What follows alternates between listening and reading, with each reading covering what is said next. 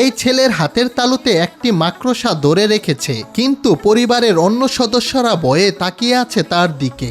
হঠাৎ করে মাকড়সাটি ছেলেটির মুখে ঝাঁপিয়ে পড়ে। ছেলেটি ছটপট করতে থাকে নিজেকে বাঁচানোর জন্য।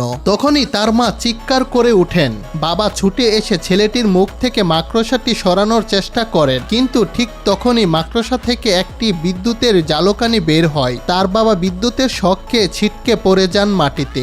মাকড়সা তার শরীরের ভিতর প্রবেশ করে। তার পুরো শরীর কাঁপতে থাকে। তার শিরা উপশিরায় এক অদ্ভুত পরিবর্তন ঘটতে থাকে। ধীরে ধীরে সে নিজের উপর নিয়ন্ত্রণ হারিয়ে ফেলে। সে এক রোবটিক মাকড়সায় পরিণত হয়, যা দেখে তার ফ্যামিলি চমকে উঠে। ছেলেটি আয়নার সামনে গিয়ে দাঁড়ায়। সে নিজেকে দেখে হতভম্ব। তার পরিচিত মুখ আর নেই।